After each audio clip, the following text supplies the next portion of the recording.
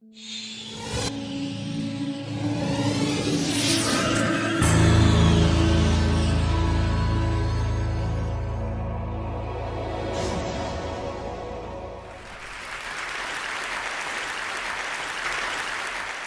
may have heard about the Quran's idea of paradise being 72 virgins, and I promise I will come back to those virgins. But in fact, here in the Northwest, we're living very close to the real Quranic idea of paradise, defined 36 times as gardens watered by running streams. Since I live in a houseboat on the running stream of Lake Union, this makes perfect sense to me.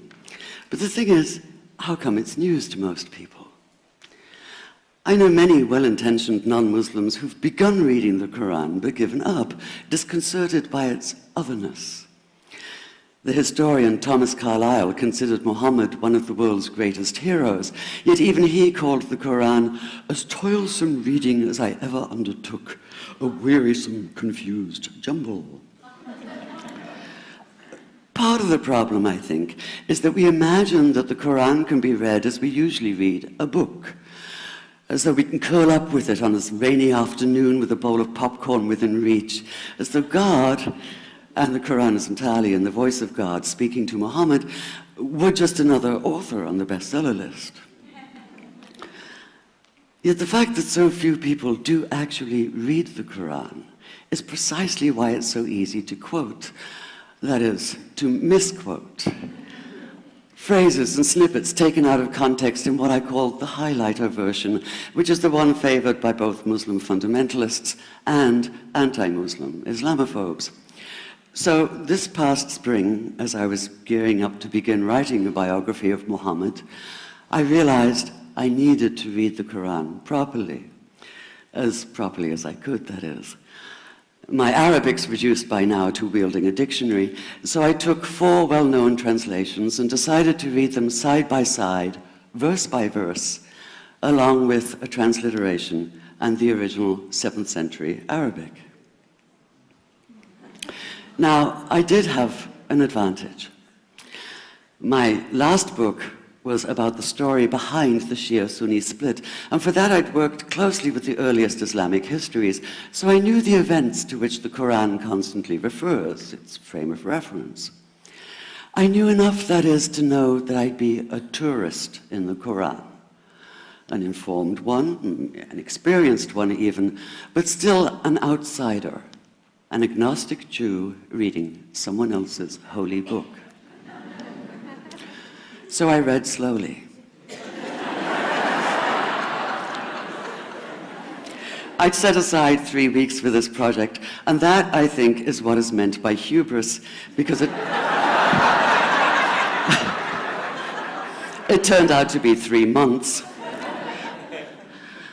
I did resist the temptation to skip to the back where the shorter and more clearly mystical chapters are, but every time I thought I was beginning to get a handle on the Quran, that feeling of, I get it now, it'd slip away overnight, and I'd come back in the morning wondering if I wasn't lost in a strange land. And yet the terrain was very familiar. The Quran declares that it comes to renew the message of the Torah and the Gospels, so 1/3 of it reprises the stories of biblical figures like Abraham, Moses, Joseph, Mary, Jesus.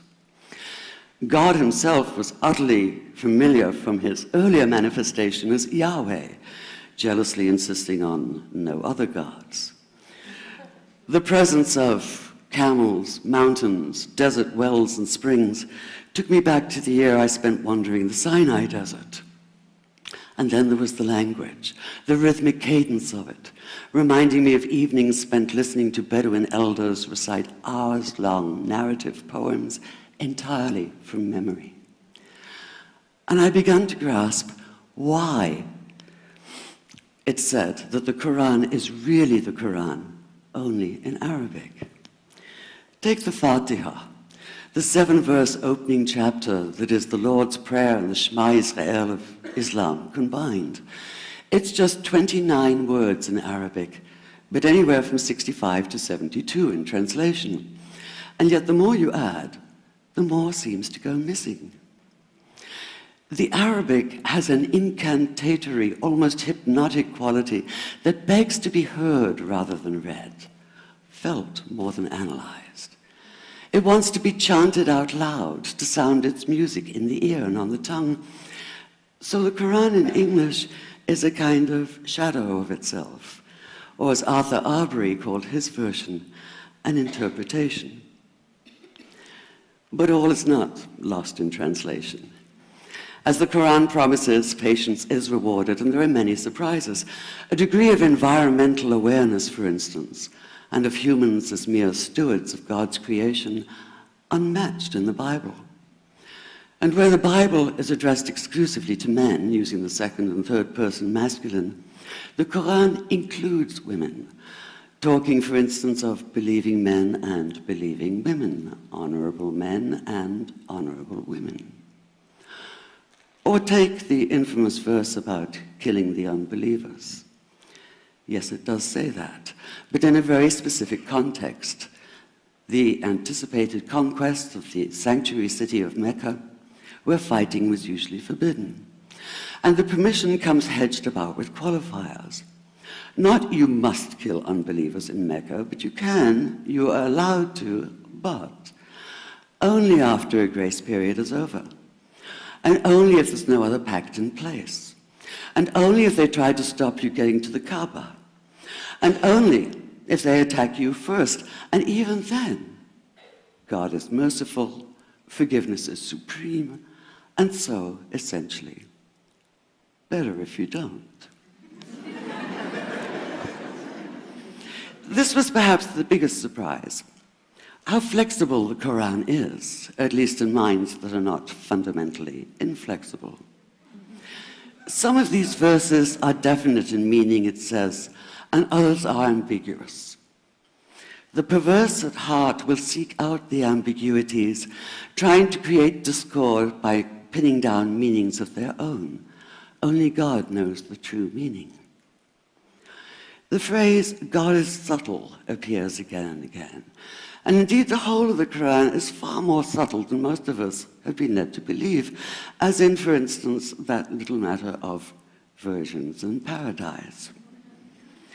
Old-fashioned Orientalism comes into play here. The word used 4 times is huris, rendered as dark-eyed maidens with swelling breasts, or as fair, high-bosomed virgins. Yet all there is in the original Arabic is that one word, huris. Not a swelling breast or high bosom in sight. Now, this may be a way of saying pure beings, like in angels, or it may be like the Greek kos or kore, an eternal youth. But the truth is, nobody really knows, and that's the point. Because the Quran is quite clear when it says that you will be a new creation in paradise, and that you will be recreated in a form unknown to you, which seems to me a far more appealing prospect than a virgin.